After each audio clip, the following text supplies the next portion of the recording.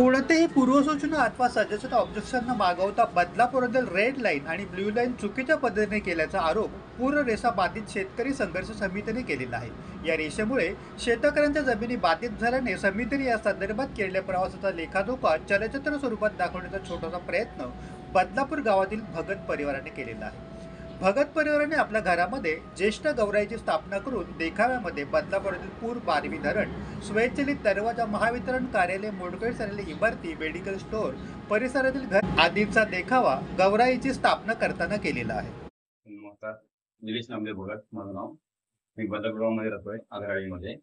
तर सर हा विषय असा निवडला की ही पूररेषा बाधित शेतकरी संघर्ष समितीने रेड लाईन आणि ब्लू लाईन हटवण्यासाठी आजपर्यंत वामनदादा म्हात्रे सर असतील, आमदार श्री किसन चौधरी साहेब असतील, श्री राम पाटकर सर असतील, यांनी खूप प्रयत्न केले। नंतर हा संघर्ष यशस्वी व्हावा यासाठी कुठेतरी अजून ते मोठं करण्यासाठी हा संघर्ष मोठा व्हावा यासाठी आमदार श्री ज्ञानेश्वर म्हात्रे सर असतील, कपिल पाटील साहेब असतील, सर्वपक्षीय राजकीय पदाधिकारी, सर्व बाधित गावातील ग्रामस्थ असतील किंवा शेतकरी यांनी एकत्र होऊन हा संघर्ष केला आणि हा यशस्वी होईल असे आम्ही आईचरणी प्रार्थना करतो आणि यशस्वी व्हावा लवकरात लवकर याचा निकाल लागावा। आम्ही स्वतः बाधित आहोत आणि भगवंताकडे आम्ही ही विनंती करतोय की आम्ही आमचं हे पूररेषा बाधित जी काही क्षेत्र आहे ते पूर्णपणे हटवावं आणि हटवायला पाहिजे लोकांनी। मग पूररेषा नियंत्रण रेषाच आपण का घेतली म्हणजे?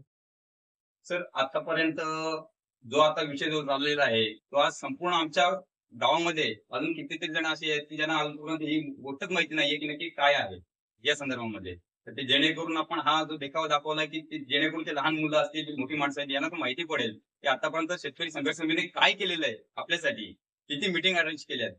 तर या संपूर्ण आपण जो देखावा आहे, आंदोलन केलं, मीटिंग्स केल्या, या संपूर्ण दाखवायचा आमचा हाच प्रयत्न आहे की बाबा आतापर्यंत आपल्या शेतकरी संघर्ष समितीने आपल्यासाठी कोणाकडून एक पैसाही न घेता आतापर्यंत हा संघर्ष यशस्वी कसा करता येईल याकडेच फक्त उद्दिष्ट ठेवून हा कार्य करत आहोत आणि हे संपूर्ण दाखवण्याचं माझं दृष्टिकोन एकच आहे। अशाच प्रकारच्या नवनवीन घडामोडी आणि बातम्या जाणून घेण्यासाठी भारताचा बुलंद आवाज आपला Bharat channel subscribe, like, share आणि कमेंट्स करायला विसरू नका। रवींद्र थोरात, आपला भारत न्यूज, बदलापूर।